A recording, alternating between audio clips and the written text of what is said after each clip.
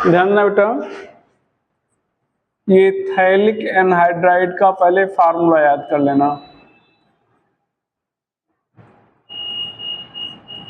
ये है phthalic anhydride है। यहां पर दो फिनाल लिख रहे हैं, देखो एक फिनाल मुंडी नीचे कर दिए, एक और फिनाल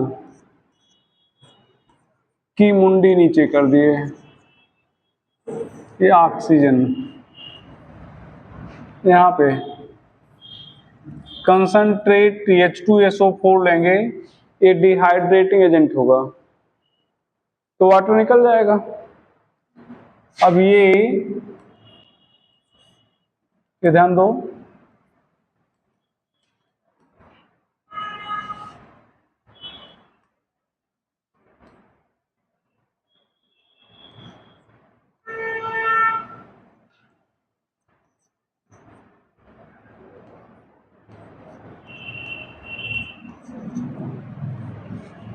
इसका नाम है फिनाफ्थलीन।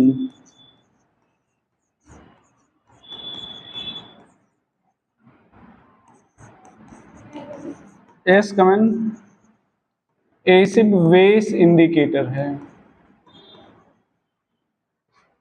फिनाफ्थलीन है जो एसिड बेस इंडिकेटर होता है।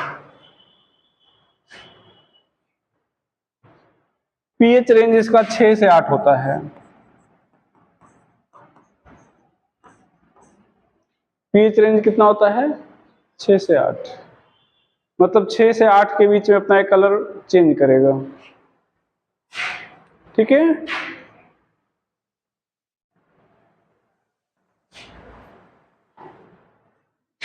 दूसरा है विद फॉर्मेल्डिहाइड।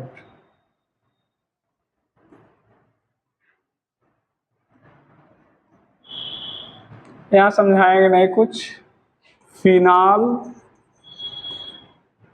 प्लस फॉर्मेल्डिहाइड, यहां पर डाइल्यूट बेस लिखेंगे,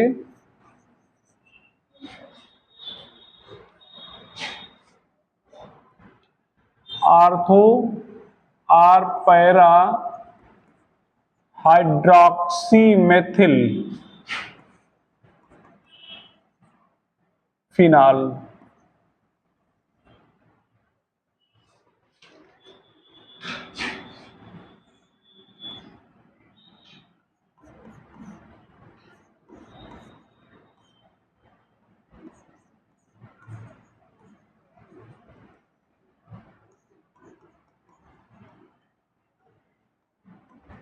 ये पॉलीमर एक चैप्टर होता था जो हट गया है सिलेबस से, तो इसलिए बहुत ज्यादा नहीं बता रहे हैं, ठीक है। और ये नोवोलैक प्लस फॉर्मेल्डिहाइड, ये बन जाएगा वैकेलाइट। ये क्रॉस लिंक्ड कंडेंसेशन पॉलीमर है। हाँ आ जाओ, क्रॉस लिंक्ड कंडेंसेशन पॉलीमर है। ध्यान दो बेटा, ये फॉर्मेल्डिहाइड जो है एक्टिव H को CH2OH में बदल देगा। कैसे बदलेगा अगला चैप्टर जब पढ़ाएंगे एल्डिहाइड कीटोन तो वहां पर बताएंगे, ध्यान देना। यहाँ पर ये देखो, ये फिनाल है ना, ये फिनाल है, यहाँ पर H है ना, तो यहाँ पर ये फॉर्मेल्डिहाइड है, ये ध्यान दो। अब ये बांड अगर इसका तोड़ दिया जाए, ये बांड, तो ये माइनस, ये क्या हो जाएगा प्लस, और ये बांड अगर तोड़ दिया जाए तो ये माइनस, ये क्या हो जाएगा प्लस, तो ये यहाँ पे जोड़ दो और C यहाँ पे जोड़ दो, तो ये क्या हो जाएगा CH2 हो गया ना, क्या हो गया CH2, और ये क्या हो गया OH, तो कुल लाके बन जाएगा क्या, ये ध्यान दो, ये OH तो था, ये हो गया CH2OH, तो इसको कहेंगे आर्थो पोजीशन पे है तो हाइड्रोक्सी मेथिल फिनाल, ऐसे पैरा पे जोड़ सकता था, ठीक है। तो यहाँ पर कहा गया आर्थो या पैरा हाइड्रोक्सी मेथिल फिनाल बनेगा जो लीनियर पॉलीमराइज करेगा, तो नोवोलैक बनेगा, और नोवोलैक प्लस फिर फॉर्मेल्डिहाइड मिलके क्रॉस लिंक कंडेंसेशन पॉलीमर बनाएगा, जिसको लोग क्या कहेंगे, वैकेलाइट कहेंगे। तो चूंकि आपके सिलेबस में मतलब पॉलीमर सिलेबस में नहीं है, हो सकता है एक लाइट पूछ ही लें, चूंकि फिनाल तो है ना सिलेबस में, तो इसलिए उतना थोड़ा सा बता दिए। ठीक भैया।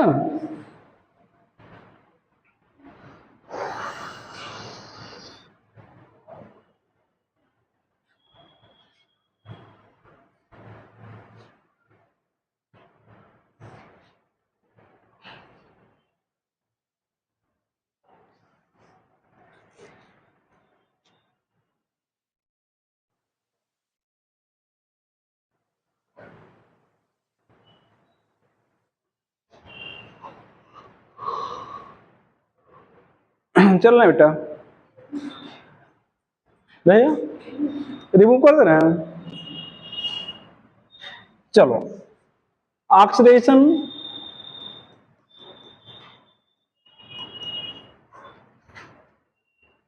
पहला बाय एयर, थोड़ा इंपॉर्टेंट है, थोड़ा इंपॉर्टेंट है। OH, यहां पर O2, ये एयर से मिल जाएगा। यहां पर ध्यान देना, ये क्विनोन बन जाएगा।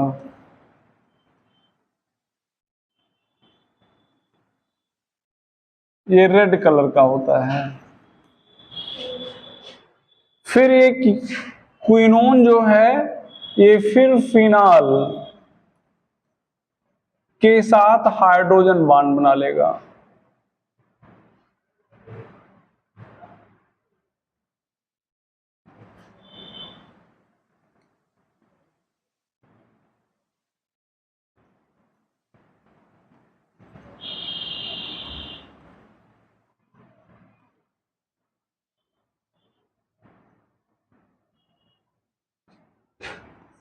फिनोक्विनोन,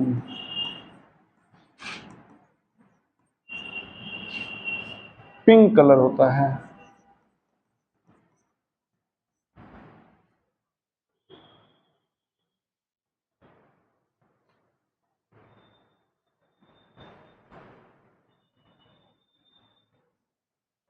ये फिनाल एयर के द्वारा ऑक्सीडाइज होकर क्या बनाता है? फिनोक्विनोन। क्या बनाता है? फिनोक्विनोन। ठीक है, और दोनों ऑप्शन में है तो दोनों बताएंगे भाई, क्विनोन भी बन रहा है ना। ठीक है, आगे चला जाए। दूसरा है इसमें पर सल्फेट ऑक्सीडेशन।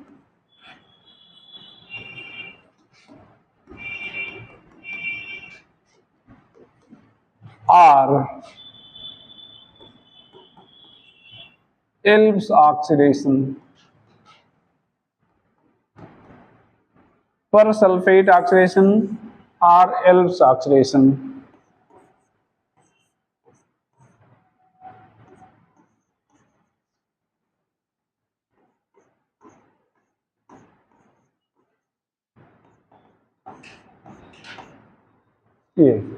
ये देखो, ये पोटेशियम डाइसल्फेट, पर डाइसल्फेट हो जाएगा, पोटेशियम पर डाइसल्फेट।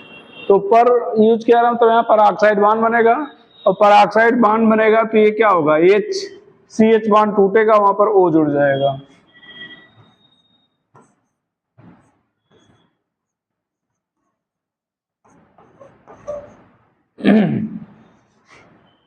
क्विनोल, इसको पर सल्फेट ऑक्सीडेशन कहेंगे या एल्ब्स ऑक्सीडेशन कहेंगे।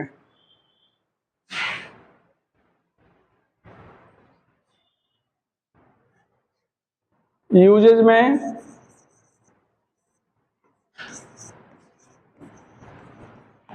फिनाल इज डिसइंफेक्टेंट,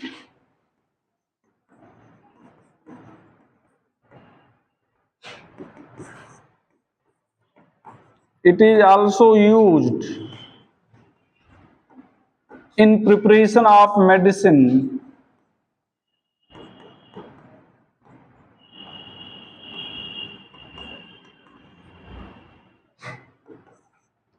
Aspirin, लिखाए थे कल, लाइक कर लेंगे, लाइक एस्प्रिन, क्या बताया था इसको, analgesic and antipyretic.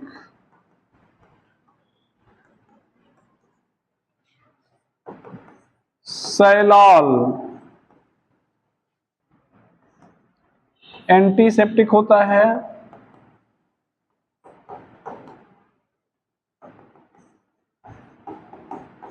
Oil of winter green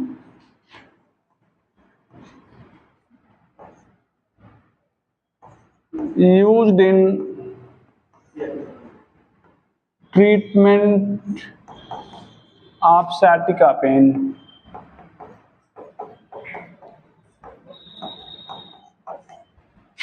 used in treatment of sciatica pain,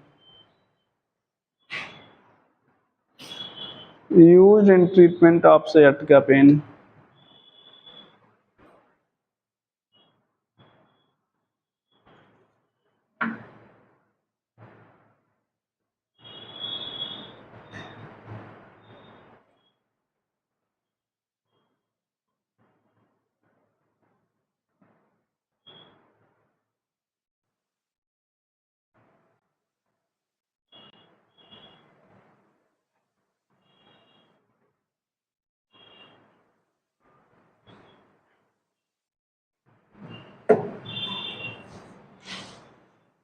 तो इसका डिसइंफेक्टेंट और इसका एंटीसेप्टिक भी यूज होता है।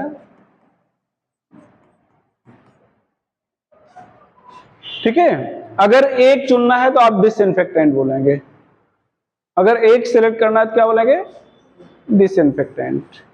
ठीक बेटा, तो ये टॉपिक भी आपका खत्म हुआ। आगे हम लोग शुरू करते हैं ईथर। रिमूव करें इसको। ईथर में लगभग प्रिपरेशन जितना है सब पढ़े हो आप, लेकिन फिर भी हल्का सा ईथर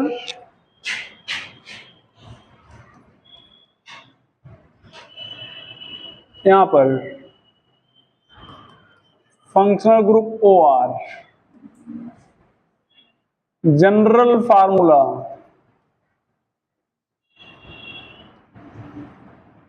CnH2n+2O, CnH2n+2O।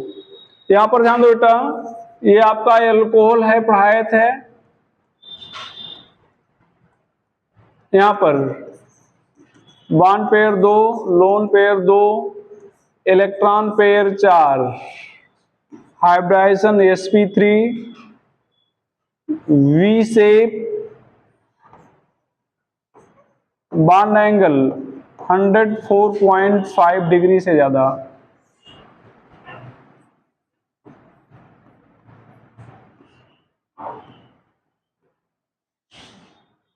यहां पर bond pair 2, lone pair 2, electron pair 4, hybridisation sp3, V shape.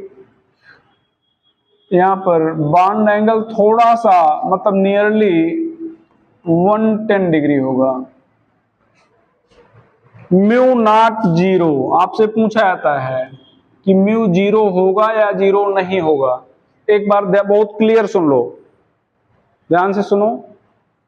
Ether को हम लोग नॉन पोलर सॉल्वेंट मानते हैं। क्या मानते हैं, non polar solvent. Non polar का मतलब म्यू जीरो है, डायपोल मोमेंट क्या होना चाहिए फिर, जीरो। क्यों बोल रहे हैं, चूंकि नॉन पोलर सॉल्वेंट बोल रहे हैं। लेकिन इसकी पोलरिटी अगर एग्जैक्टली जीरो कहा जाए तो नहीं होती, बहुत कम होती है। तो बहुत कम होती है, इसलिए क्या मान लेते हैं, नॉन पोलर। लेकिन अगर आपसे कहा जाए कि ये पोलर है, इसका म्यू जीरो है या नहीं, तो आप कहेंगे जीरो नहीं है। और क्यों जीरो नहीं है, चूंकि सेंट्रल एटम के पास 2 लोन पेयर है, और जहां पर लोन पेयर होता है वहां पर म्यू जीरो नहीं होता है। कुछ एक आध एक्सेप्शन बताए थे जहां पे जीरो होता है, जैसे HCF2 और HCF4 में बताए थे जीरो होता है। केमिकल बॉन्ड पढ़ाते समय बहुत पीछे पढ़ाया गया, आप भूल भटक गए होंगे। ठीक है, तो जहां पर भी वैसे लोन पेयर अगर सेंटर एटम के पास है तो म्यू हम लोग 0 वहां पे नहीं बोलते। ठीक है, तो ये चीज जानते रहेगा। कुछ डाउट आ रहा है क्या बेटा? चले आगे, चलो। तो यहां पर I ether is alkyl derivative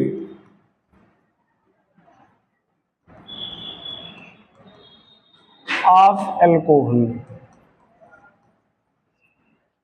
ether is alkyl derivative of alcohol. Ether alcohol का एल्किल डेरिवेटिव है।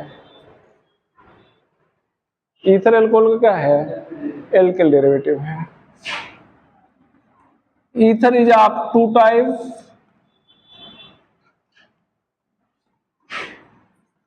पहला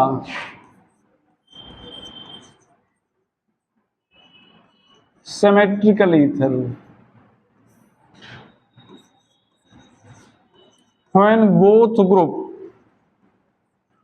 attached from oxygen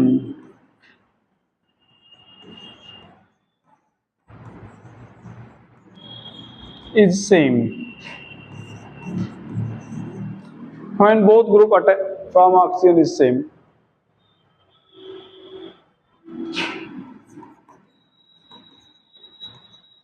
ये डाईमेथिल ईथर,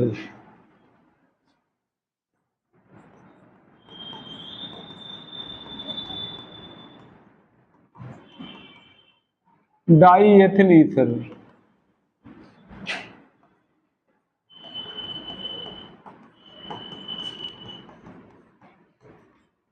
डाईफेनिल ईथर,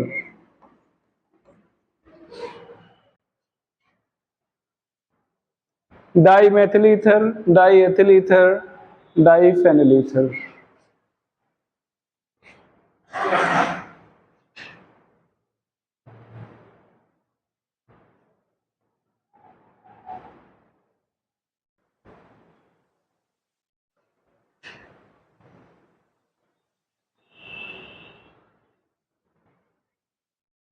चलिए बेटा,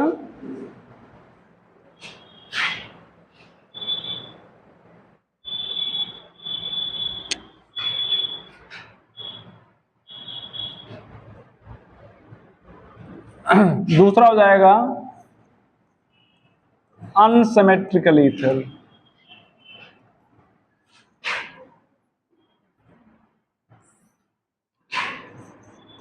when both group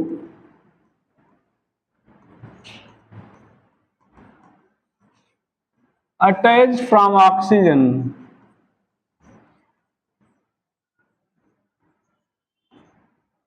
is not same। when both group attached from oxygen is not same। ये ध्यान दो बेटा, इसको एनी सॉल्व ही कहेंगे।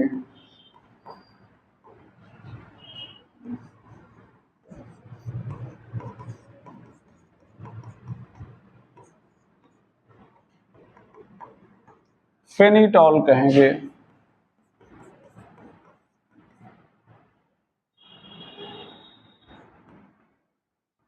Ethyl methyl ether. अच्छा ध्यान दो बेटा, इधर ध्यान दो, ये बेंजीन रिंग है, एल्किल ग्रुप है। बेंजीन रिंग एल्किल ग्रुप, यहां पर ये दोनों बेंजीन रिंग है, कोई भी बेंजीन रिंग नहीं है। तो अगर ऑक्सीजन से जुड़ा कोई भी ग्रुप, ईथर में ऑक्सीजन से जुड़ा कोई भी ग्रुप बेंजीन रिंग हो गया तो ईथर एरोमेटिक हो जाएगा। ईथर क्या हो जाएगा? एरोमेटिक हो जाएगा। तो यहां नोट करके लिख दे रहे हैं, if any group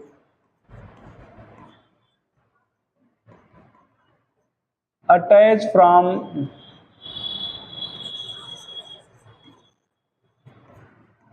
benzene ring, sorry, attach from oxygen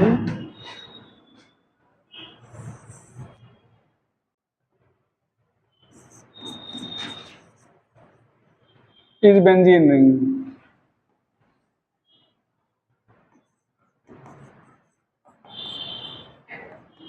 then it is aromatic.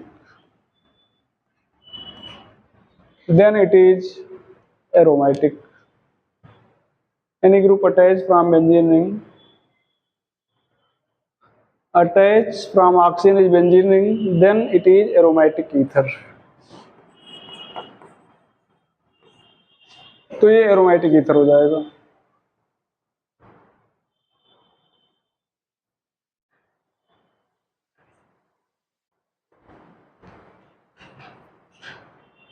Remove कर दें भैया, चलो रिमूव कर रहे हैं। आइसोमेरिज्म पढ़े हो?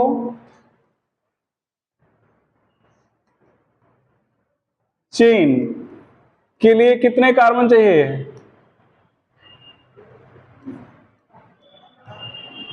5 या उससे ज्यादा। चेन के लिए कितने कार्बन चाहिए? 4। कितने चाहिए? ईथर में, कीटोन में और एल्काइन में 5। अगर कोई नाम ना दे और पूछे कितना कार्बन चाहिए तो आप कहेंगे 4 या उससे ज्यादा। तो यहां पर क्या कर दें? For ether, ketone and alkyne.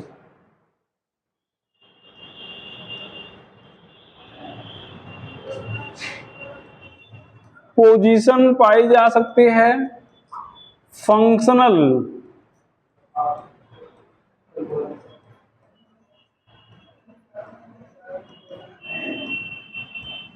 With alcohol metamerism पाई जाएगी।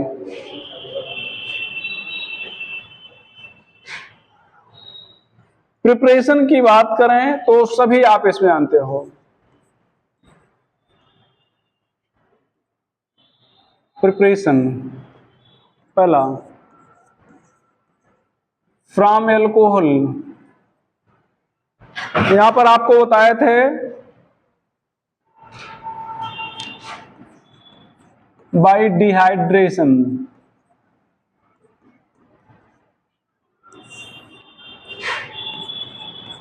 Primary alcohol in presence of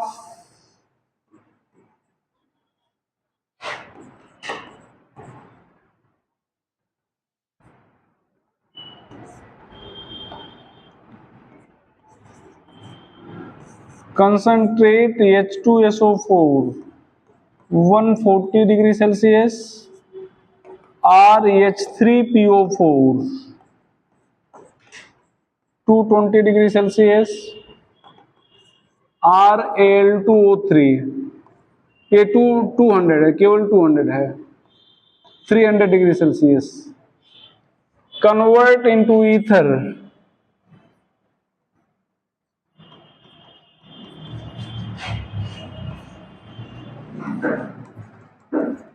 while at higher temperature,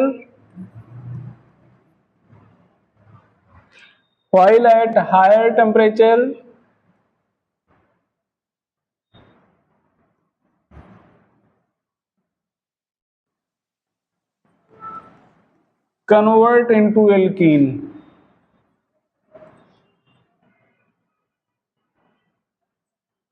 Secondary alcohol in presence of above agent, आ जाओ,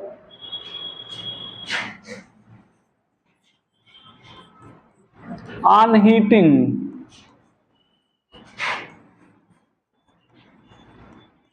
convert into alkene, if not heated then into ether.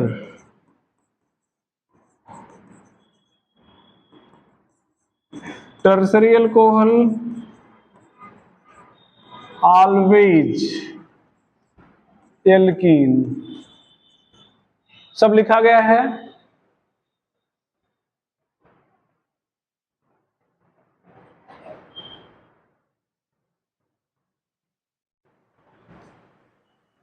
लिखा गया ना बेटा।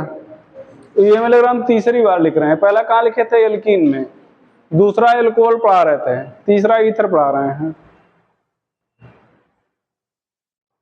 तो reaction बहुत detail में नहीं लिख रहे हैं, ये ध्यान दो। यहां पर भैया CH3 CH2OH, यहां पर दो मोल ले रहे हैं, HO C2H5, ये उल्टा लिख दे रहे हैं ना, यहां से H2O निकल जाएगा ऐसे। तो यहां पर क्या लोगे, कंसंट्रेट H2SO4, यहां पर 140 डिग्री सेल्सियस। R बोलो बेटा, Al2O3 300 डिग्री सेल्सियस। R बोलो भैया, 3PO4 200 डिग्री सेल्सियस। तो ये क्या हो जाएगा, CH3 CH2O C2H5, ठीक है। अच्छा ध्यान दो, अगर दो डिफरेंट ले लिए तो तीन बनेगा। जैसे मान लो यहाँ एथिल अल्कोहल, ये मेथिल कर देते तो तीन बनता, दो बार मेथिल जुड़ता, दो बार एथिल जुड़ता, एक बार एथिल और एक बार मेथिल जुड़ता। If mixture of two different primary alcohol is taken,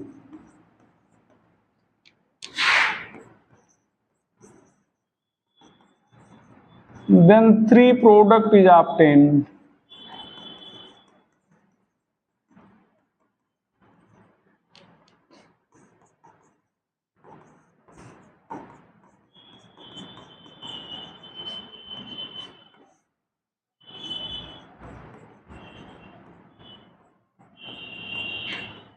यहां पर अभी ध्यान दो बेटा, दो बार मेथिल वाले आपस में जुड़ जाएंगे, दो बार एथिल वाले आपस में जुड़ जाएंगे, एक बार एथिल और एक बार मेथिल वाला आपस में जुड़ जाएगा।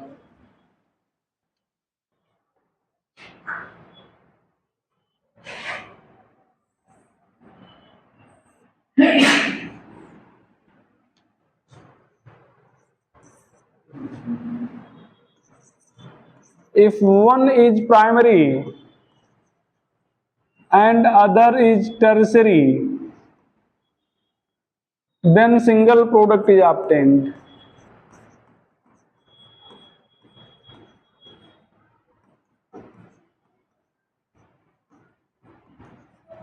Then single product is obtained. ध्यान दो बेटा, ये अच्छा, ये भी ध्यान है ना, यहां पर मान लो C2H5OH है, कंसंट्रेट H2SO4 140 डिग्री सेल्सियस आपने लिया है, बात समझो ना। यहां से ध्यान दो, OH यहीं से निकलेगा और H यहां से निकलेगा, यहीं से OH निकलेगा। आप यहां कहते हो हमें OH यहां से निकालना है, ठीक है, OH यहां से निकाल दो, OH यहां से निकाल दो। आप कह रहे हो कि हमें ऐसा करना अच्छा नहीं लग रहा, हम OH यहां से निकालेंगे, यहां से OH निकाल दो, यहां से H निकाल दो, कोई फर्क नहीं पड़ेगा, बात हो रहा ना। लेकिन यहां पर OH यहीं से निकालोगे, कारण क्या है, कारण है ध्यान देना बेटा, OH यहां से निकालेंगे तो ये कार्बन आपका क्या हो जाएगा, प्लस हो जाएगा, मतलब ये कार्बोकैटायन टर्शियरी होगा, तो टर्शियरी कार्बोकैटायन ज्यादा स्टेबल होगा। अगर OH यहां से निकाल दिए तो प्राइमरी कार्बोकैटायन होगा जो कम स्टेबल है और डिफरेंस काफी ज्यादा है। यहां से निकालते हो तब भी मेथिल कार्बोकैटायन प्राइमरी माना जाता है, यहाँ पर एथिल कार्बोकैटायन वो भी प्राइमरी है, तो उनकी स्टेबिलिटी में फर्क है, ऐसा नहीं कि वो फर्क नहीं है फर्क, लेकिन बहुत मेजर फर्क नहीं है, लेकिन यहाँ पर मेजर फर्क है। इसका मतलब कि यही सबस्ट्रेट की तरह एक्ट करेगा और ये रिएजेंट की तरह एक्ट करेगा।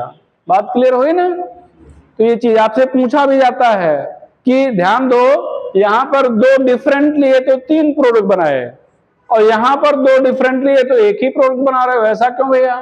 तो आप कहेंगे कि ऐसा इसलिए है कि जो टर्शियरी अल्कोहल है उसका इंटरमीडिएट टर्सरी कार्बोकेटायन बनेगा जो ज्यादा स्टेबल होगा, इसलिए वही हमेशा क्या होगा, सबस्ट्रेट होगा। ठीक बेटा, तो यहां पर एक ही प्रोडक्ट बनेगा।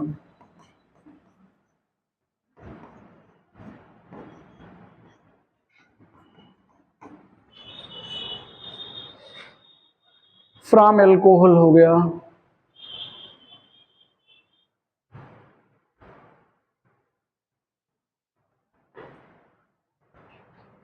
रिमूव कर दें इसको भैया, रिमूव कर रहे हैं। फ्रॉम एल्कीन,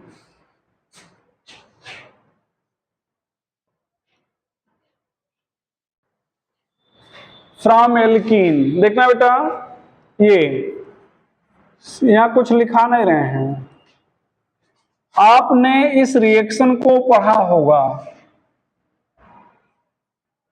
याद आया कुछ,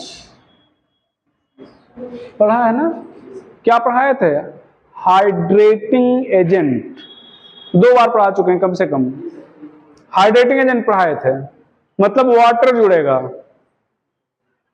यहां पर वाटर है ना, तो वाटर जुड़ेगा, ध्यान दो कैसे, ये HOH है ना, ये प्लस ये क्या हो जाएगा माइनस, और इस वाटर की जगह पर अगर एल्कोहल ले लो, यहां पर क्या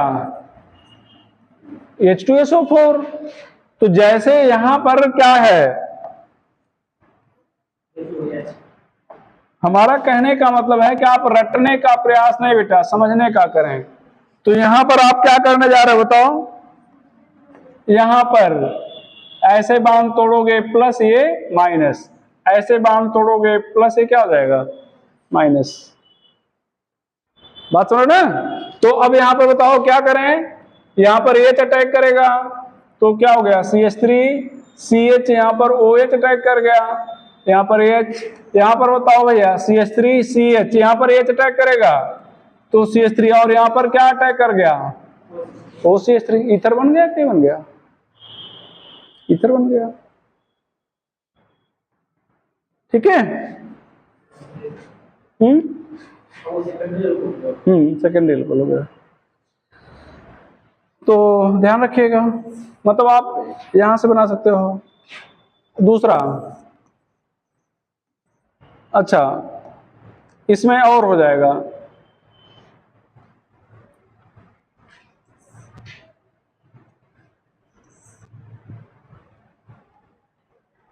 तीसरा बाय रिएक्शन, ये भी पढ़े हो, ऑफ एल्कोहल विद डाइएजोमेथेन, क्या पढ़ाए थे इसकी प्रॉपर्टी, क्या पढ़ाए थे बेटा, कि ऑक्सीजन से जुड़े H को क्या करता है CH3 में ट्रांसफर कर देता है, ध्यान दो यहां से N2 निकल जाएगा, जो CH2 बचा ये CH से जुड़ जाएगा, तो क्या हो गया ROCH3, यहां पर C2H5OH CH2N2, यहां पर VF3, तो क्या करो बेटा C2H5O CH3,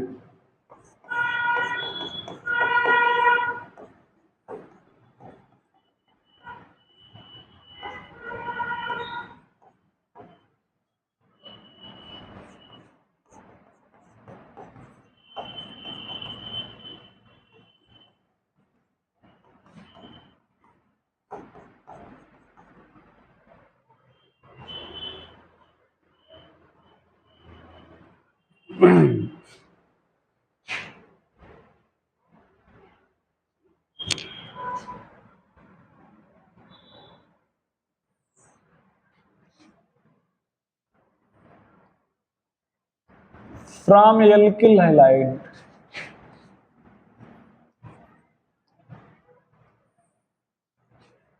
from alkyl halide, इसमें पहला by reaction of alkyl halide with dry AG2O, with dry Ag2O। तो यहां पर ध्यान देना बेटा, RX Ag2O ड्राई। तो यहां पर क्या करेंगे,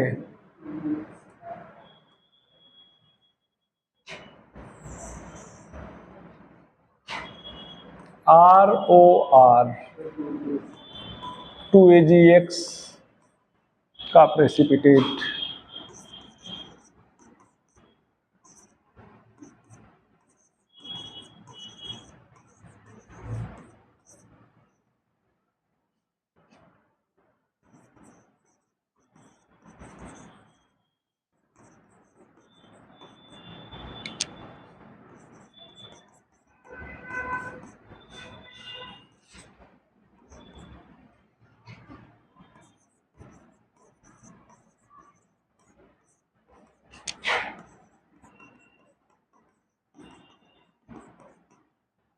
बट यहां पर RX Ag2O मॉइस्ट, तो क्या करोगे, यहां पर मॉइस्ट का मतलब H2O, 2AgAOH हो जाएगा।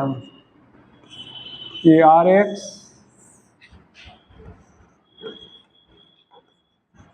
2ROH।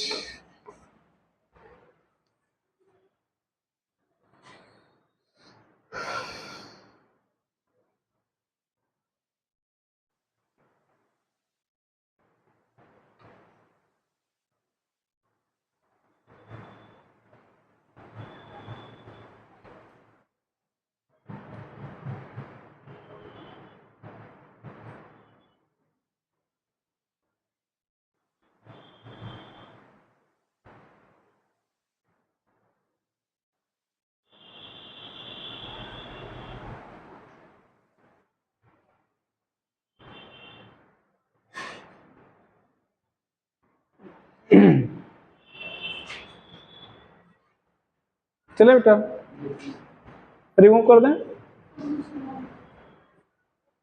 तो जल्दी लिख लो।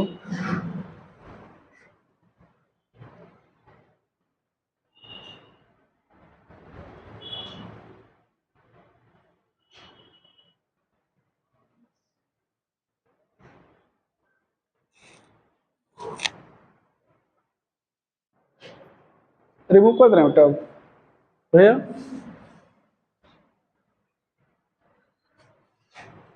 दूसरा, by reaction of alkyl halide with sodium और पोटेशियम एल्कोक्साइड। डिटेल में पढ़ाए थे लेकिन फिर से लिख दे रहे हैं। यहां पर ध्यान दो बेटा, RX RONA SN2 E2 ROR alkene, ये विलियमसन सिंथेसिस कहेंगे, विलियमसन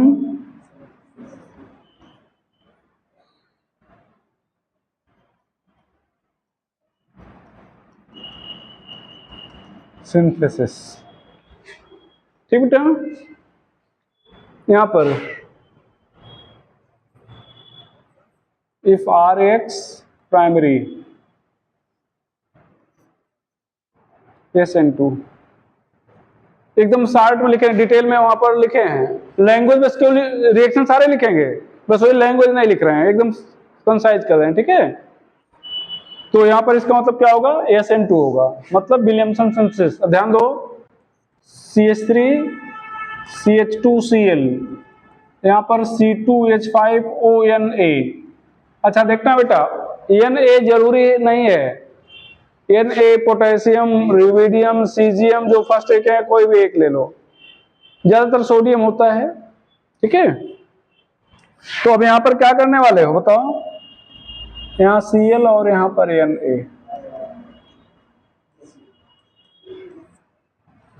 तो CH3 CH2O C2H5,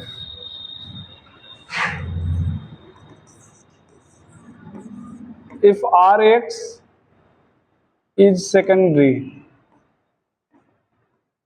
SN2 E2 is come, ये ज्यादा,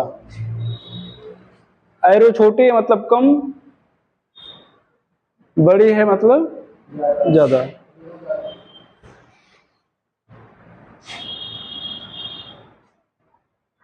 यहां पर CH3HX CH3,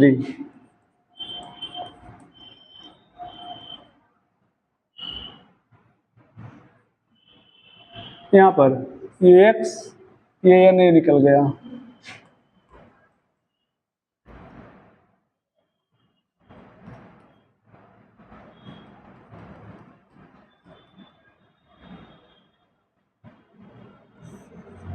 E2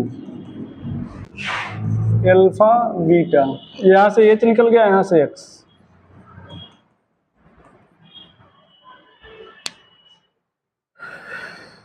ये मेजर होगा। Third point, Rx is tertiary, E2 only।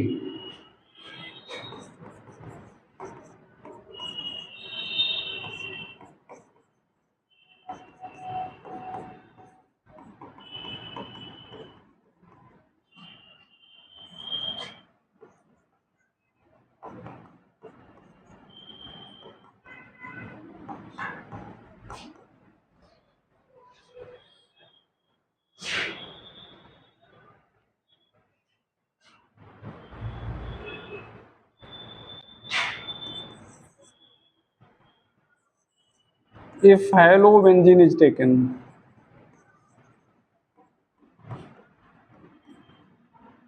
no reaction।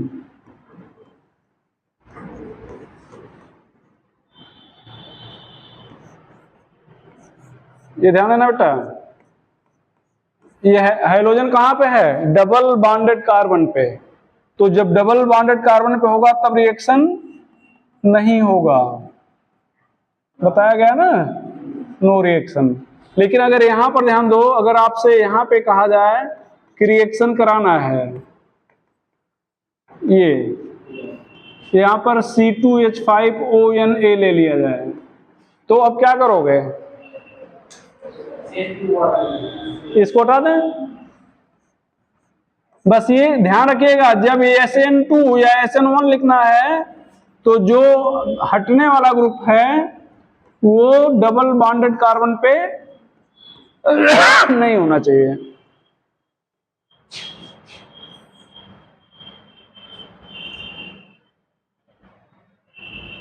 ठीक है,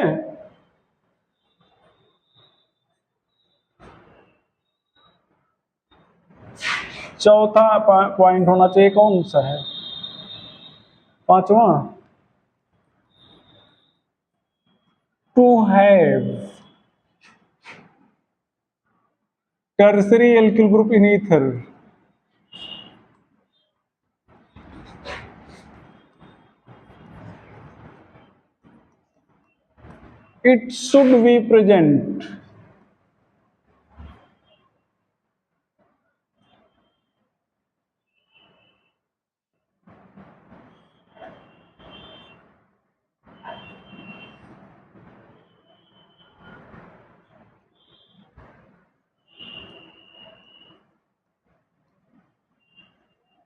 It should be present in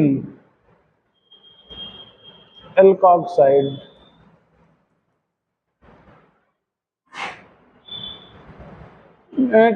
इसे सॉरी, यही एक सेंटेंस भी बढ़ाना पड़ेगा, एक साथ कर लो, tertiary alkyl group or phenyl group, or क्या कर लोगे, तो एक साथ ही कर लो, है ना बेटा,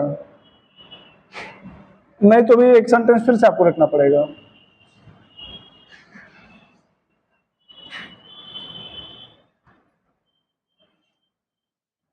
ये तो ध्यान देना, टर्सरी एल्किल ग्रुप या फेनिल ग्रुप ईथर में रखने के लिए वो कहां पे होना चाहिए, एल्कोक्साइड में होना चाहिए। यहां पर ध्यान दो, इधर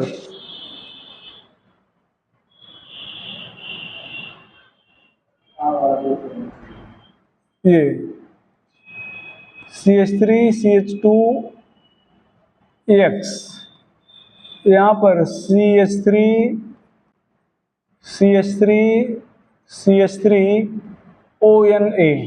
ध्यान देना बेटा, ये एल्काक्साइड, एल्काक्साइड कहाँ कहो, किसको कहोगे, जिसमें O से मेटल जुड़ा होगा। O से क्या जुड़ा होगा, मेटल। तो यहां से एक हट गया और यहां से क्या हट गया, रिएक्शन SN1 कहोगे या SN2,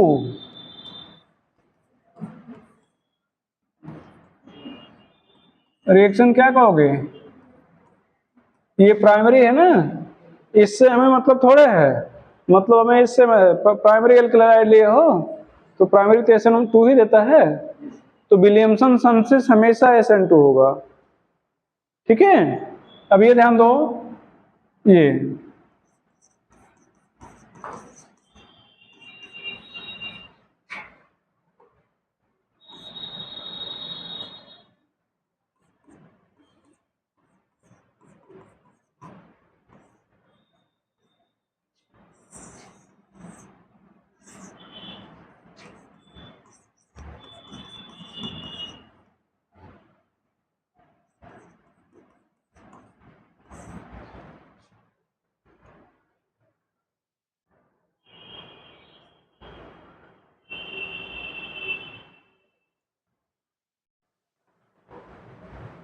ठीक है,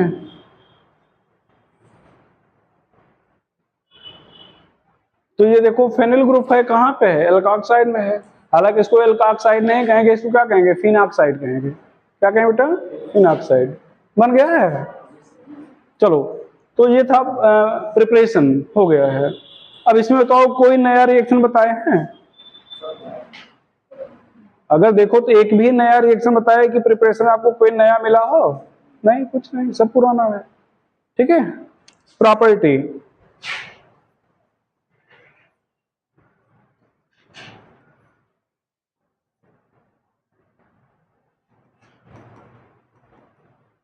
ether is slightly polar,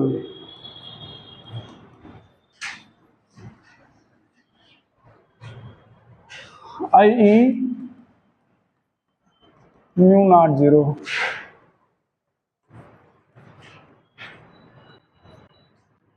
lower member is water soluble,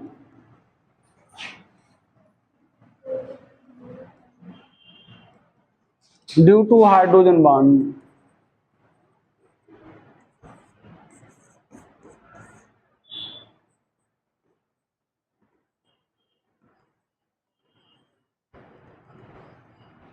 ठीक है,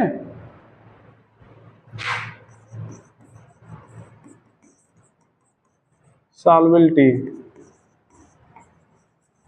आइसोमेरिक एल्कोहल, ईथर,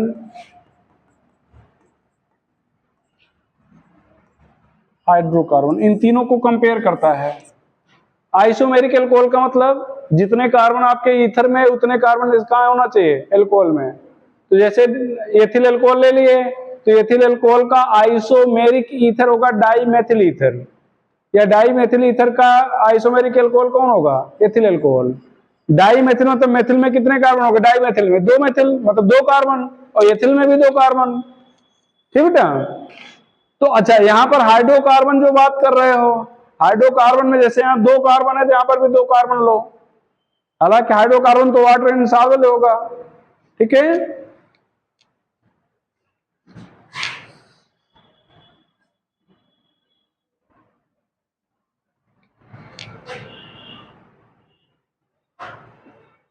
तीसरा boiling and melting point,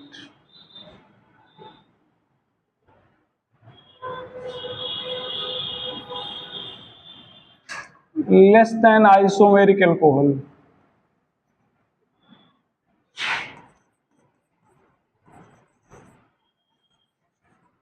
due to absence of hydrogen bonding, but more than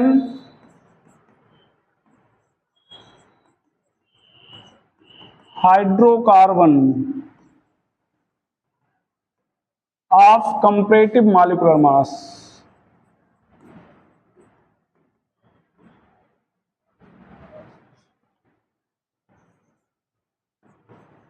due to having polarity.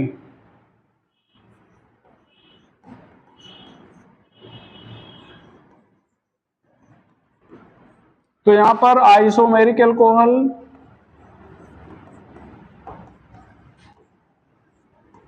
Ether, hydrocarbon,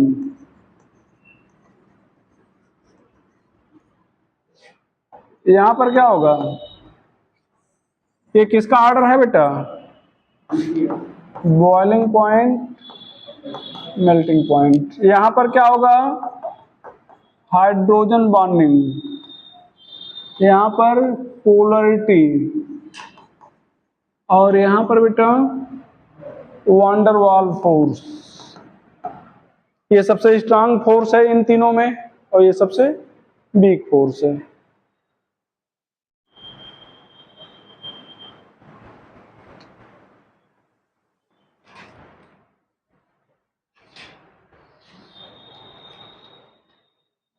थोड़ा जल्दी करो जिससे आज ether खत्म हो जाए, कल हम लोग शुरू कर लें हाइड्रो कार्बोनिल ग्रुप। ठीक है,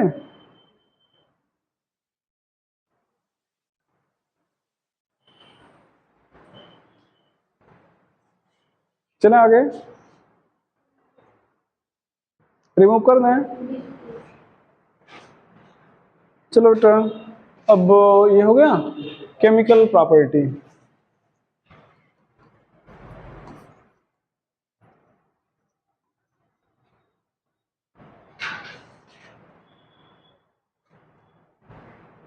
ether does not react in acidic, sorry, in neutral or in basic medium।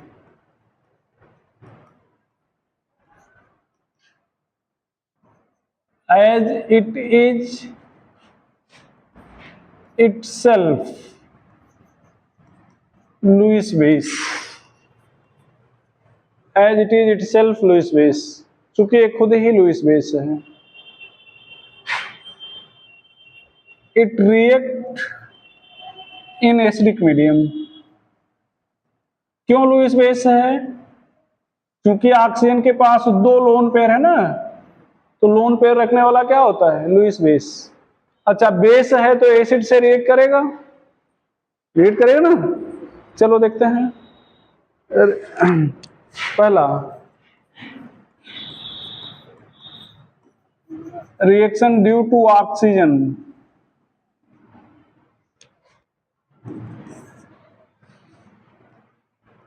Due to alkyl group,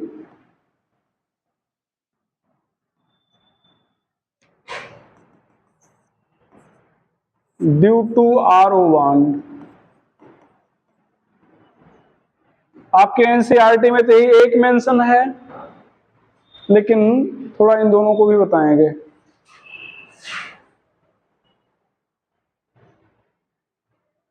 पहला क्या लिखने वाले हो, due to oxygen,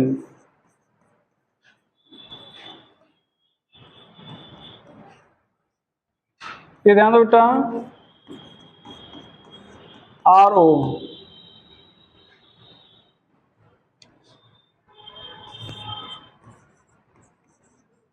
it has lone pair, oxygen has lone pair, oxygen has lone pair,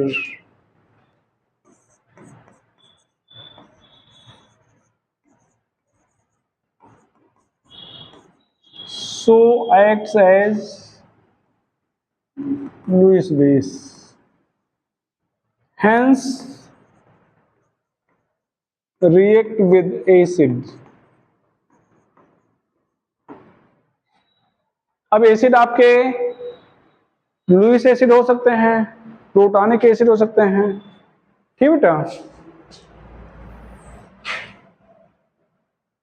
with Lewis acid.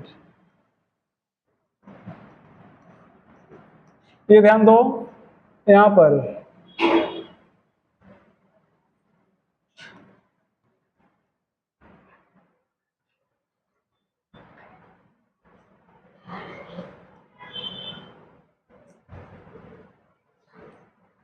ये यहां पर VF3,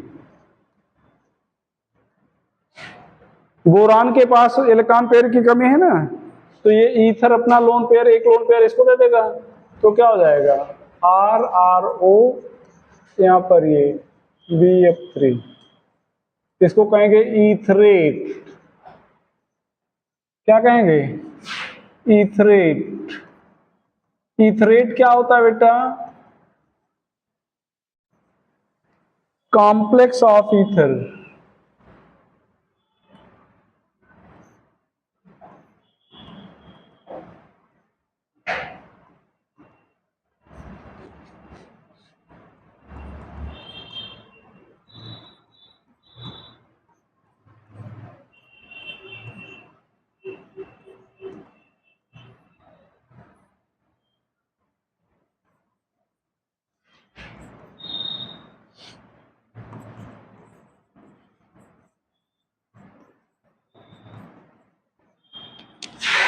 with Grignard reagent.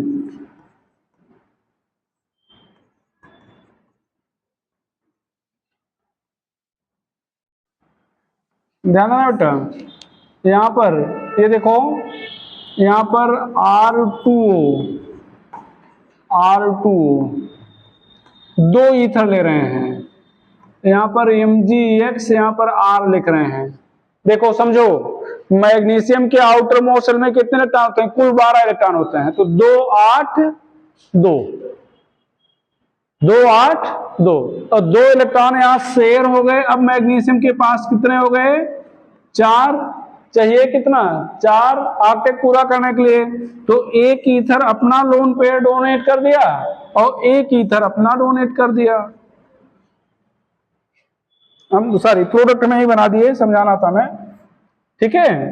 तो यहां पर क्या हो जाएगा? ये प्लस, ठीक है। तो यहां पर क्या बन जाएगा बताओ? ये R2O कहलाएगा, तो ईथरेट ही MgX, यहां पर क्या हो जाएगा? R। और यहां पर बोरान के आउटर मोस्ट शेल में कितने होते हैं? 3, और 3 F से शेयर कर लिया, कितने हो गए? 6। तो कितना चाहिए? 2। तो एक ऑक्सीजन ने एक लोन पेयर डोनेट कर दिया, मतलब 2 इलेक्ट्रॉन डोनेट कर दिया। तो इसलिए यहां पर एक ही ईथर जुड़ा हुआ है, और यहां पर कितने ईथर जुड़े हुए हैं? 2। लिख लो, फिर आगे बढ़े।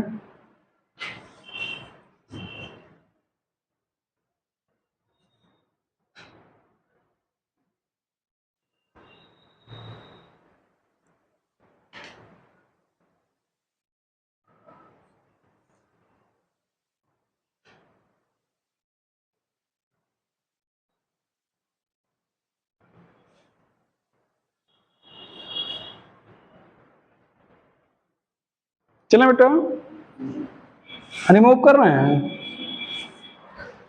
With प्रोटॉनिक acid.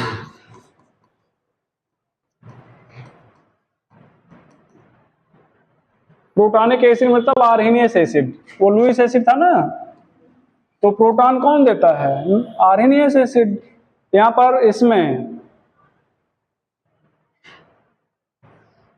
ये मान लो हम लोग ले रहे हैं CH3, यहां पर O, यहां पर HI कंसंट्रेट, और ये कोल्ड है, ध्यान रखिएगा, कोल्ड, ठीक है। तो क्या होगा? ये बांड टूटेगा, H प्लस हो जाएगा, क्या हो जाएगा? माइनस। तो यहां पर H3 CH3O, ये लोन पेयर अपना दे देगा H को, और H पर जो प्लस चार्ज है वो आ जाएगा किस पे? ऑक्सीजन पे। ऑक्सीजन पे न दिखा के पूरा ऐसे ब्रैकेट दिखा रहे हैं, ठीक है। और यहां पर क्या आ जाएगा? माइनस। अब इसका नाम क्या हो जाएगा? Dimethyl ether, dimethyl oxonium. देखो डाईमेथिल हो गया, और OH पर प्लस चार्ज है, इसलिए ऑक्सोनियम बोलेंगे। और ये क्या है, आयोडीन माइनस है iodide, di methyl oxonium iodide.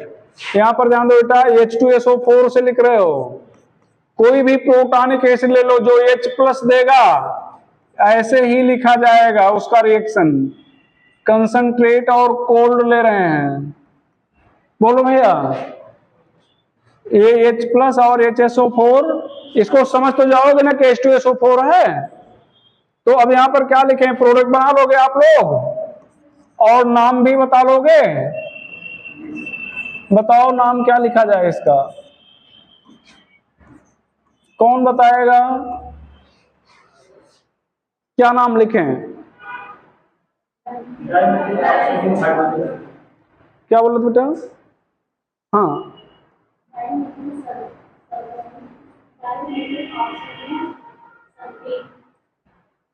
आप बोलो, थोड़ा सा मिस्टेक हो रहा है।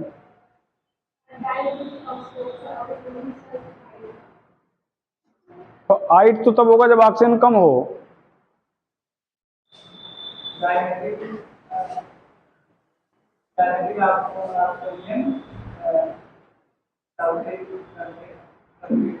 बैठ जाओ बैठ जाओ, और कोई बताएगा, बताओ।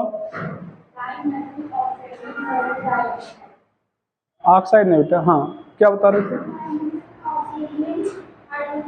यस गुड, हाइड्रोजन छोड़ दे रहे हो तुम लोग, ये ध्यान दो, ये SO4 जो है ये सल्फेट होता है, SO4 सल्फेट होता है ना, तो SO4 के पहले हाइड्रोजन जुड़ा है, तो डाई मेथिल, ये तो हो गया यहां तक डाई मेथिल ऑक्सोनियम, ये हो गया हाइड्रोजन, ये हो गया सल्फेट, ठीक है। अच्छा हाइड्रोजन नहीं कहना चाह रहे हो तो die methyl oxonium by sulphate, जहां पर H जुड़ा होता है उसको बाई बोल देते हैं, जैसे सोडियम बाई कार्बोनेट, ठीक है। तो die methyl oxonium hydrogen sulphate या die methyl oxonium by sulphate.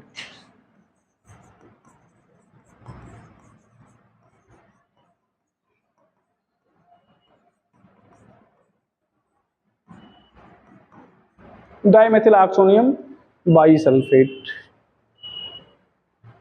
Due to alkyl group.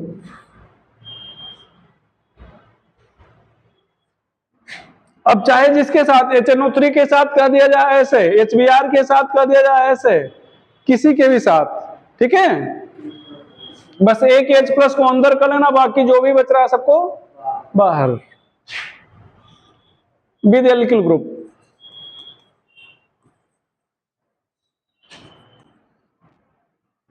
यहां पर पहला हैलोजिनेशन, ये थोड़ा इंपॉर्टेंट हो सकता है, हालांकि बुक में आपके है नहीं।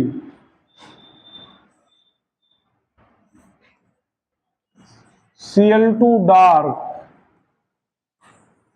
Cl2 HNu और ये एक्सेस में, ठीक है, एक्सेस में नहीं होगा तो बस ये दोनों ये छट जाएंगे, मतलब यहां पर ध्यान दो, अब ये हो जाएगा, इस ईथर का नाम क्या था बेटा? डाई एथिल ईथर, और यहां पर इसका नाम क्या हो जाएगा? एल्फा, ये beta, alpha dash beta dash, तो डाई एथिल ईथर के एल्फा और एल्फा डैश पर क्लोरीन आ गया है, तो क्या लिखेंगे?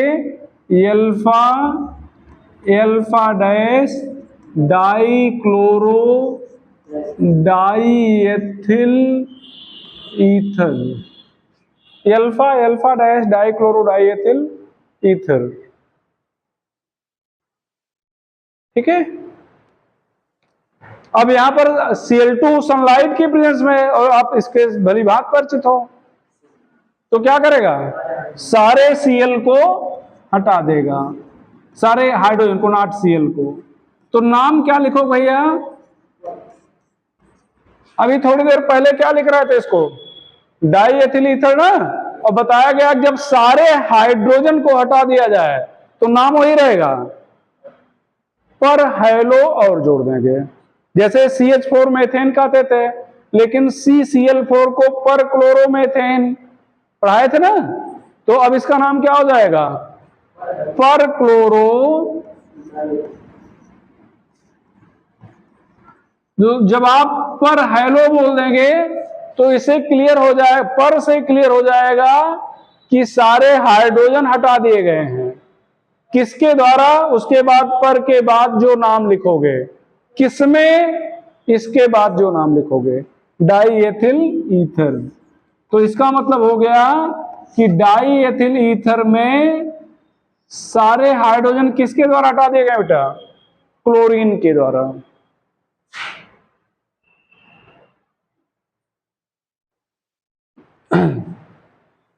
ऑक्सीडेशन बाय एयर,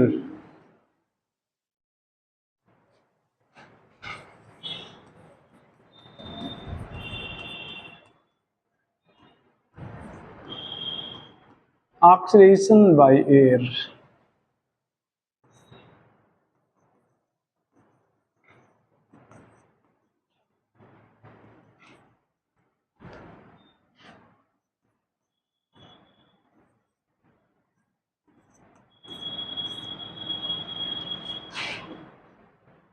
ठीक है, यहां पर ध्यान देना बेटा, ये ऑक्सीजन जो है ये टूट जाएगा ऐसे, तो ये O O सेपरेट हो जाएगा। अब यहां से ये एक बॉन्ड,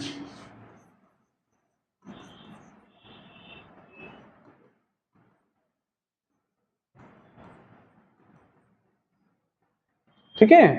अब इसका नाम क्या होगा बेटा, आपको पढ़ाए थे पीछे, OO copper oxide.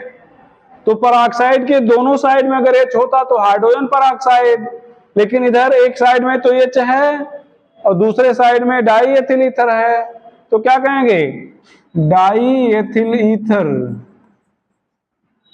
Hydrogen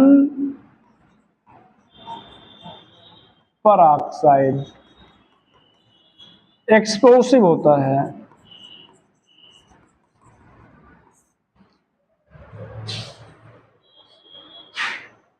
explosive होता है।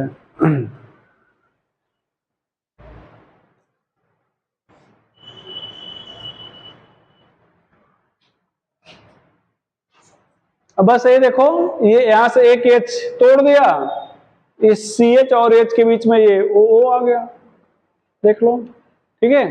यहाँ CH2 हुआ करता था ना, तो वही जो H था इधर चला गया, दोनों के बीच में क्या आ गया, OO आ गया। तो die ethyl ether hydrogen peroxide. अच्छा, डाई एथिल ईथर छूट गया है, डाई एथिल ईथर ये हो गया, अब हाइड्रोजन परऑक्साइड, ठीक है। डाई एथिल हमने क्यों लिखा था, ईथर छूट गया था। चलो बेटा रिमूव करें, रिमूव कर दे रहे हैं, लिख लेंगे, trace sorry, ether is kept, ether is kept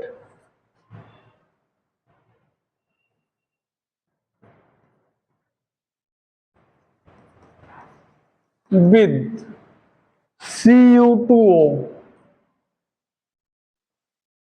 and concentrate H2SO4 as Cu2O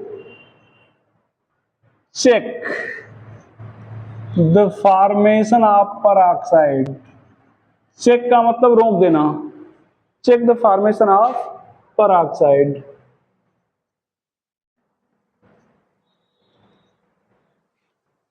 while concentrate H2SO4 removes peroxide if formed, removes peroxide if formed। Test of peroxide, sample, ये जो प्रैक्टिकल केमिस्ट्री ये सब जो टेस्ट और पढ़ते हो ना वही है सब, ठीक भैया, प्रैक्टिकल वही करते हो ना, तो ध्यान रखना। सैंपल, यहाँ पर Ki प्लस स्टार्च, यहाँ पर ब्लू कलर, यहाँ पर सैंपल, यहाँ पर Fe डबल प्लस KCNS, यहाँ पर Fe triple plus red colour, RFECNS का whole thrice red colour, peroxide present.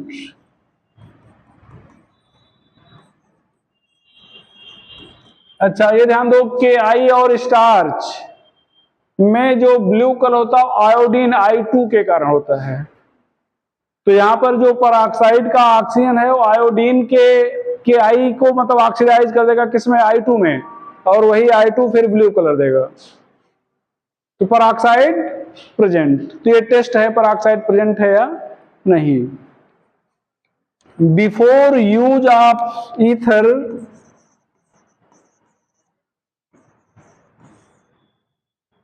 before use of ether,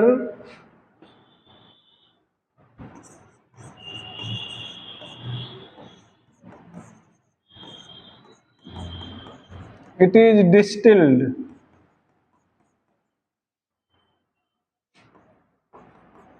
with KI or FeSO4 or concentrate H2SO4 to remove peroxide। Peroxide मतलब ether को use करने के पहले, क्योंकि peroxide अगर बन गया तो एक्सप्लोसिव होगा, समझ रहे हो ना। तो इनमें से KI के साथ या FeSO4 के साथ या कंसंट्रेट H2SO4 के साथ उसको डिस्टिलेट करते हैं, जिससे पेरोक्साइड जो बना हुआ है वो क्या हो जाए, रिमूव हो जाए। ठीक है, तो ये है, रिमूव करें। अब लास्ट वाला रिएक्शन जो सबसे ज्यादा इंपॉर्टेंट है, तीसरा reaction due to RO bond, SN reaction. अब पूछा जाए 1 या 2 तो आप कहेंगे दोनों, according to condition. According to condition मतलब SN1 भी हो सकता है, SN2 भी हो सकता है। ध्यान देना, समझिएगा। ये ध्यान दो बेटा, ये CH3OCH3 सिमेट्रिकल ईथर है या अनसिमेट्रिकल। सिमेट्रिकल, भाई दोनों साइड में समान ग्रुप जुड़े हुए हैं ना। तो अब यहां पर ध्यान दो, अगर ये बांड टूटते हो तो CH3 प्लस और CH3O माइनस हो जाएगा, ये हो जाएगा ना। कोई कहता है कि हमें ये बांड नहीं तोड़ना, हमें दूसरा वाला तोड़ना है, ये तोड़ना है, तो यहां पर अगर इसको तोड़ता है तो क्या मिल जाएगा, CH3 प्लस और CH3O माइनस। इस केस में भी तो वही मिला पहले भी केस में CH3 प्लस और CH3O माइनस मिला था, दूसरे केस में भी CH3 प्लस और CH3O माइनस मिल रहा है। तो कोई फर्क पड़ेगा कौन सा बांड तोड़ना है कौन सा नहीं, जो इच्छा हो तोड़ दो। बस में आ रही ना। तो आपको यहाँ पर कोई दिक्कत नहीं है, कोई समस्या नहीं, आप जिस बांड को तोड़ना चाह रहे हो उसको आप तोड़ सकते हो। ठीक बेटा, लेकिन अनसिमेट्रिकल ईथर है, ध्यान देना, ये अनसिमेट्रिकल ईथर है। तो यहां पर ये, यहां पर अगर इसको तोड़ते तो CH3 प्लस CH3CH2O माइनस होगा, और अगर इसको तोड़ते हो तो CH3O माइनस हो जाएगा, CH3CH2 प्लस हो जाएगा, तो दोनों अलग अलग होंगे ना। तो ये अनसिमेट्रिकल ईथर है, ये सिमेट्रिकल है। सिमेट्रिकल में चाहे जिसको तोड़ दो, अनसिमेट्रिकल में देखना पड़ेगा कि हम किसको तोड़ेंगे। तो लिखिएगा in case of unsymmetrical ether,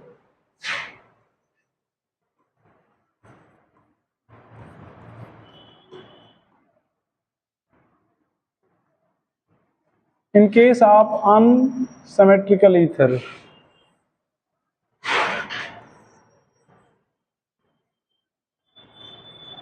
when both alkyl group primary is primary.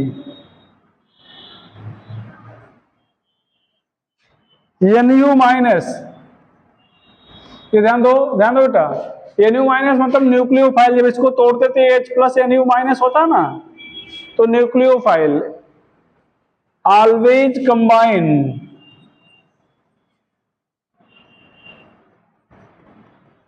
With smaller alkyl group.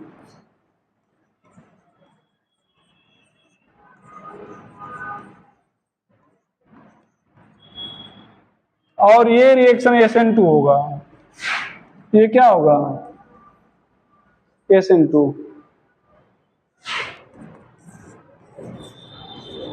If one is primary and other is tertiary, sorry, secondary, NU minus always combine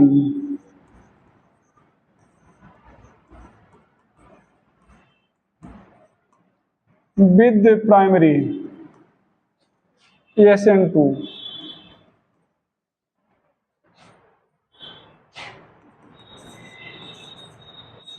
If one is primary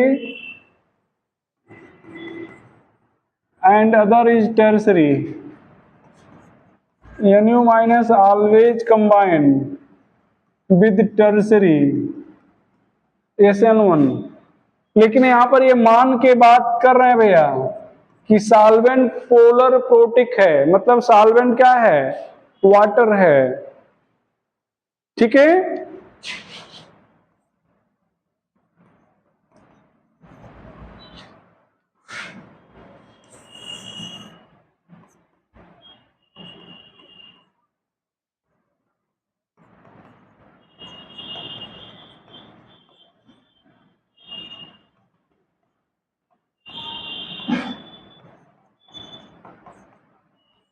ध्यान देना,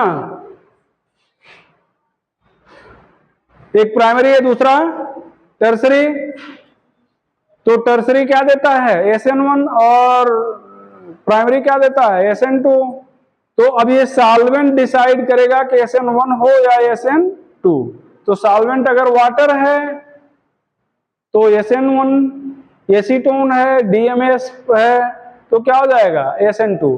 कुछ नहीं बताया जाता है अगर, तो क्या लिखोगे, तब वाटर मानेंगे। क्यों, चूंकि वाटर ही क्या है, मतलब यूनिवर्सल सॉल्वेंट माना जाता है, तो हम इसी को सही मान रहे हैं, ठीक है।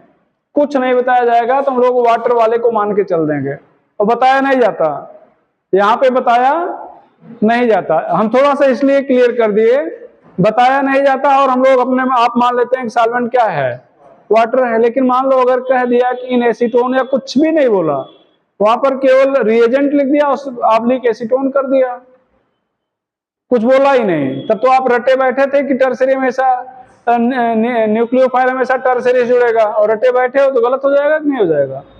तो थोड़ा सा अलर्ट रहिएगा ना बेटा, स्कूल में पढ़ा रहे थे तो बताते ही नहीं, बस वही बता देते हैं। चौथा, if one is aliphatic and other is aromatic, nucleophile always combine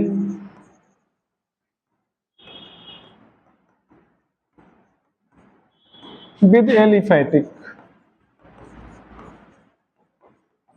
अब एलिफैटिक से कंबाइन करेगा। अब एलिफैटिक आपका अगर प्राइमरी है, एलिफैटिक क्या है प्राइमरी, तो SN1 मतलब SN2, टर्सरी है तो SN1, सेकेंडरी है तो सॉल्वेंट देख के बोलेंगे कैसा, ठीक है।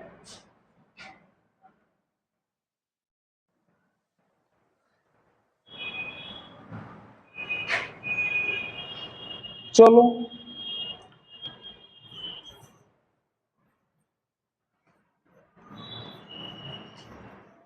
if both are aromatic,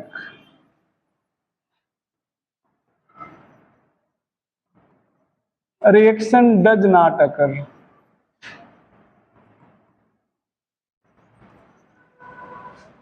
reaction does not occur.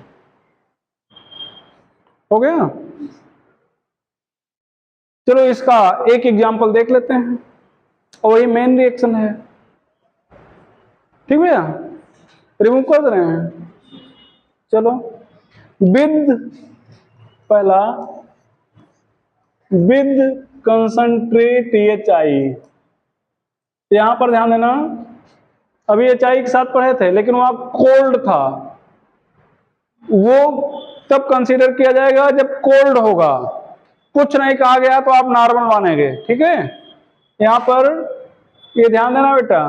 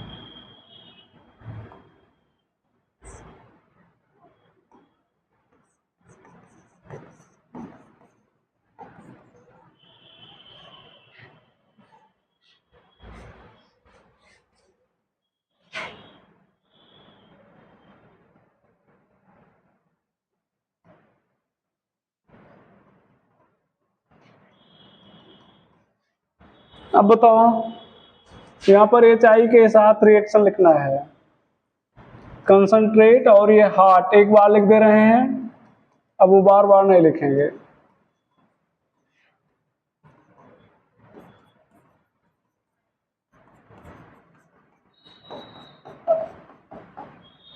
अब बताओ, यहां एक्सेस में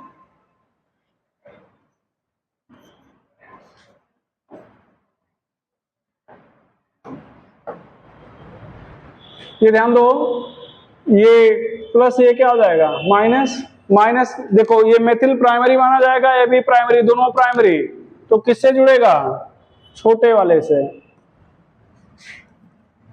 CH3I CH3 CH2OH, पहले और दूसरे एक ही हैं, यहां पर जुड़ेगा ये प्लस ये माइनस, यहां पर ये H प्लस ये माइनस। लेकिन ध्यान रखना, अब की बार एक्सेस में कह दिया गया ना बेटा, क्या कह दिया गया, एक्सेस में। तो एक्सेस में कहने का मतलब ये जो OH होता है एल्कोहल, ये HI से रिएक्ट करता है, तो CH3 CH2I ये बन जाएगा, ये बन जाएगा। यहां पर ये ध्यान दो, किससे जोड़े हैं I को, एक प्राइमरी है दूसरा सेकेंडरी है, प्राइमरी से।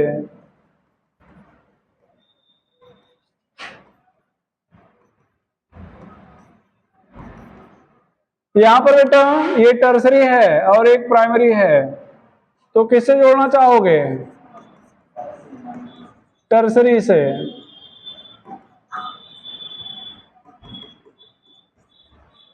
यहां पर भैया, यहां पर एक प्राइमरी है, मतलब एक एल्किल है दूसरा फेनिल है, तो किससे, एल्किल से।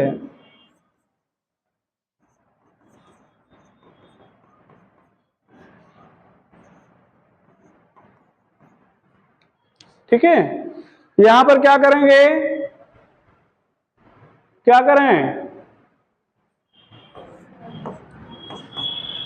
ध्यान दो इसको तोड़ रहे हैं, क्यों तोड़ रहे हैं, चूंकि ये ध्यान दो ये एरोमेटिक है, यहां पर रिजोनेंस के कारण स्टेबिलिटी आ जाएगी, तो ये कार्बोकैटायन ज्यादा स्टेबल होगा।